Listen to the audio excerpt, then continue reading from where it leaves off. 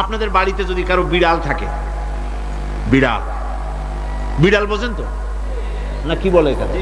বিড়াল, বিলাই নাকি বলে, বিড়াল। এই বিড়াল যদি আপনাদের কারো বাড়িতে থাকে তো বিড়ালের প্রসবকালীন অবস্থা দেখবেন, বিড়ালের প্রসব হবে, বাচ্চা দেবে। বিড়াল তখন ঘরের মধ্যে পেরেশান হয়ে ঘুরতে থাকে, একটা নিরাপদ জায়গা খোঁজে, একটা নিরাপদ জায়গা খোঁজে। প্রসব করার 2-3 দিন আগের থেকে খুঁজতে থাকে তার জন্য নিরাপদ জায়গা কোনটা। এরপরে খুঁজতে খুঁজতে প্রসবের দিন সে সত্যিকারের ঘরের মধ্যে সবচেয়ে কোনা কানা জায়গা যেটা, সেই রকমের একটা নিরাপদ জায়গা সে বেছে নিল। এরপরে বাচ্চা হলো। বাচ্চা হওয়ার পর এই বাচ্চার উপরে কেউ যেন আক্রমণ না করে, শত্রু যেন তার জায়গাটিতে না আসে, এই জন্য বাচ্চাটার তো হাত দিয়ে মায়ের মতো কোলে নিতে পারে না, সে আস্তে করে ঘাটটা কামড়ায় ধরে যাতে করে বাচ্চা ব্যথা না পায়। ওইভাবে করে ঘাড় কামড়ায় ধরে আজকে এই সিঁড়ির নিচে, কালকে ওই খাটের নিচে, পরশুদিন এই আলমারির কোনায়, এইভাবে বাচ্চাগুলি সরায় সরায় রেখে বাচ্চাকে প্রতিপালন করে। এই বিড়ালটাই হেদায়েত দিলটা কে? যিনি দিলেন তার নাম রব, তিনি হচ্ছেন রব্বুল আলামিন। সন্তান প্রতিপালনের ব্যবস্থা শুধু দুনিয়ার মানুষকেই দেন নাই, প্রাণী জগৎকেও দিয়েছেন। সুবহানাল্লাহ। বলেন বলেন, মুরগির বাচ্চা হলো, ডিমের থেকে বাচ্চা বেরোলো, এই বাচ্চাগুলি হয়েছে গতকাল। আজকে বাচ্চাগুলি আদার খাচ্ছে মায়ের সাথে, হঠাৎ করে একটা চিল এলো আর ওর মা একটা সিগন্যাল মারলো, সাথে সাথে বাচ্চাগুলি দৌড়াইয়া এমন পলান দিল, আপনি তো ভালো একাদশীর বাপেও তালাশ করে পাবে না যে মুরগির বাচ্চা পলাইলো কই। এখন ওই বাচ্চাটিকে এই সিগন্যাল সম্পর্কে কে অবহিত করলো যে এইরকম একটা আওয়াজ শুনলে এটা ভীতির আওয়াজ, এটা সাইরেন, এটা বিপদ সংকেত, এটা ডেঞ্জার সিগন্যাল, এটা শুনলে দেখলে তাড়াতাড়ি করে আত্মগোপন করবা। কে শিখাইলো? কে শিখাইলো? আল্লাহ পাক শিখাইছেন। এখন এক শ্রেণীর বুদ্ধিজীবী তারা আবার উল্টা কথা কয়। তারা বলে কি? তারা বলে যে মুরগি বাচ্চা, এই বাচ্চা যে দৌড় মারলো, এখানে আল্লাহ এইসব কিছু নাই, নাউযুবিল্লাহ মিন যালিক। তো এখানে কি আছে? কয় যে এখানে বিষয়টা হলো এই যে এই মুরগি আর মোরগ, ওর বাপ মা, এই দুজনের মধ্যে আছে চিলের ভয়, আছে শিয়ালের ভয়। ওই ভয় ওদের মধ্যে ছিল, এই মা বাপের ক্রসের মাধ্যমে বাচ্চা আসছে, কাজে ওই ভয়, বাপের যদি কোনো রোগ থাকে, মায়ের রোগ থাকে, তো এগুলি তো বাচ্চার মধ্যেও ঢোকে। তো ভয় হোক, সুখ হোক, দুঃখ হোক, এই অনুভূতি স্বাভাবিক প্রক্রিয়ার মাধ্যমে বাচ্চার মধ্যে ঢুকছে, আর সিল দেখে আবার শুনে সে আত্মগোপন করেছে।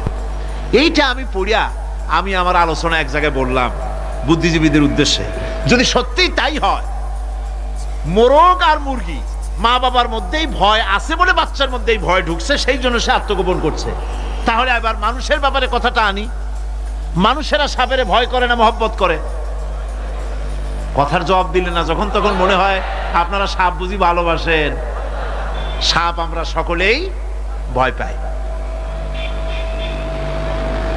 মায়ও ভয় পায়, বাবাও ভয় পায়।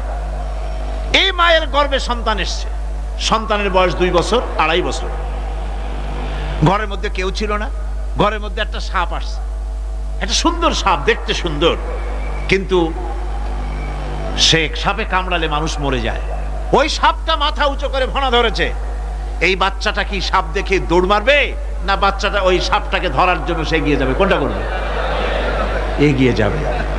তাহলে মা বাপের ভয়, তাদের মা বাপের রক্তের মধ্যে, শিরার মধ্যে সব জায়গায় সাপের ভয়, তার মাধ্যমে বাচ্চা এসে ওই বাচ্চার মধ্যে সাপের মহব্বত হইল কেন, ভয় হইল না কেন বাচ্চা অবস্থায়? সুবহানাল্লাহ। আমার বন্ধুগণ, মুরগির বাচ্চাকে হেফাজত করার জন্য বুদ্ধিমান প্রাণী মানুষ তার কাছে নাই বলে আল্লাহ রব্বুল আলামিন তারে বাচ্চা অবস্থা থেকে বোঝার তৌফিক দিয়েছেন কোনটা ভয়ের আওয়াজ, কোনটা হলো বিপদের আওয়াজ। মানব সন্তানের প্রতিপালন করার জন্য তার মার বাবা আছে বলে ওই রকম করে পশুদের মতো আল্লাহ বানান নাই, তাকে হেফাজত করার জন্য মা বাপ আছে বলে এই দায়িত্ব আল্লাহ পাক মা বাপের উপরে ছেড়ে দিয়েছেন। মা বাপ তাকে হেফাজত করে।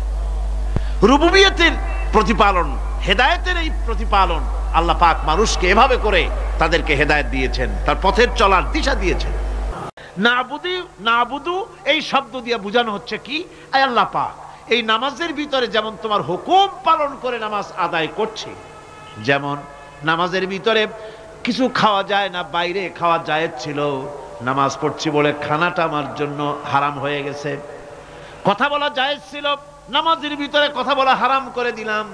এদিক ওদিক তাকানো জায়েজ ছিল, নামাজের ভিতরে এদিক ওদিক তাকানো বন্ধ করে দিলাম। তার মানে আমার জন্য চিরস্থায়ী, সব সময়ের জন্য আমার জন্য হালাল করে দেওয়া জিনিসগুলি এই নামাজের ভিতরে অল্প সময়ের জন্য হারাম করে প্রমাণ করে দিলাম। মাবুদ গো, এই নামাজের পরে চিরস্থায়ী হারামগুলি এইভাবে আমার জন্য হারাম করে নেব।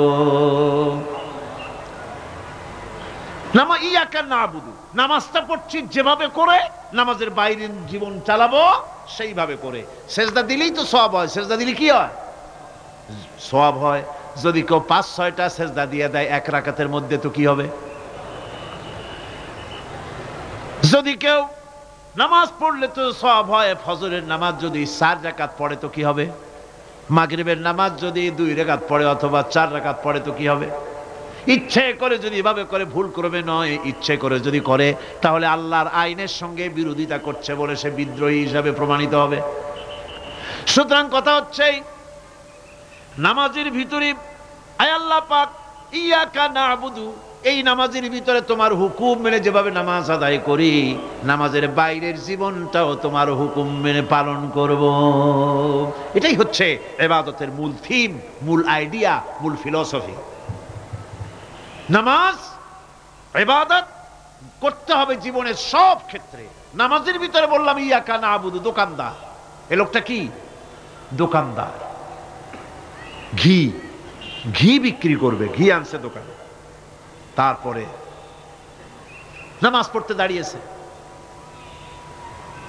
দোকানের পিছনে ছোট্ট ঘর আছে, নামাজ পড়তে দাঁড়িয়েছে। শুরু করে দিল আল্লাহু আকবার, আলহামদুলিল্লাহি রাব্বিল আলামিন, আর রহমানির রহিম, মালিকি ইয়াউমিদ্দিন, ইয়াকা না'বুদু ওয়া ইয়াকা। তাড়াতাড়ি পড়তে হবে যেহেতু খরিদ্দার আসতেছে। খরিদ্দার ২-৪ জন ভিড় জমায়েছে, নামাজ ছেড়ে দিয়েছে। কর্মচারীকে ডাকছে, বেটা শোন, ভিতরে আসলো। আমি তো কেবল খাঁটি ঘি নিয়ে আসছি, ওর মধ্যে তো ভেজাল দিই নেই। তাড়াতাড়ি করে ওর মধ্যে যা দিয়ে ভেজাল দিতে হয় ভেজাল টাল দিয়ে ঠিক মতো দিয়া তারপরে বিক্রি করবি। ১০০ টাকা কিনছিস, ২৫০ টাকা করে বিক্রি করবি। আল্লাহু আকবার, আর রহমানির রহিম, মালিকি ইয়াউমিদ্দিন, ইয়াকা না'বুদু ওয়া ইয়াকা। এটা নামাজ হইল? কর। এই নামাজের আল্লাহর কোনো দরকার আছে? কোনো দরকার নাই। ইবাদত তো হবে নামাজ যার হুকুমে, ব্যবসা তার হুকুমে। নামাজে সেজদা দিব যার হুকুমে, রোজা রাখবো তার হুকুমে, নামাজ পড়বো যার হুকুমে, অর্থনীতি চালাবো তার হুকুমে, নামাজ পড়বো যার হুকুমে, আমার দেশের কলকারখানা চলবে, নামাজ পড়বে যার হুকুমে, পার্লামেন্ট চলবে তার হুকুমে, নামাজ পড়বো যার হুকুমে, রাজনীতি চলবে তার হুকুমে। এর উল্টা পাল্টা যদি হয়, মুসলমান মানতে পারে না কখনই। সুতরাং মুসলমানকে আনুগত্যের মস্তককে অবনত করে দিতে হবে আল্লাহ পাকের সামনে। আল্লাহর সঙ্গে আর বান্দার সঙ্গে হক আছে। বান্দার উপরে আল্লাহর হক এবং আল্লাহর উপরে বান্দার হক কি, এ ব্যাপারে একটি হাদিস আপনাদেরকে শোনানো যায়। হাদিসটি হচ্ছে ওয়ান মুআজ বিন জাবাল রাদিয়াল্লাহু তাআলা আনহু قال كنت رديف النبي صلى الله عليه وسلم على حمار فقال لي يا معاذ أتدري ما حق الله على العباد وما حق العباد على الله। হযরত মুআজ বিন জাবাল রাদিয়াল্লাহু তাআলা আনহু বলেন যে আমি রাসূল করিম সাল্লাল্লাহু আলাইহি ওয়াসাল্লামের পেছনে তার গাধায় সওয়ার ছিলাম। তিনি আমাকে জিজ্ঞেস করলেন, মুআজ তুমি কি জানো বান্দার উপরে আল্লাহর হক কি এবং আল্লাহর উপরে বান্দার হক কি?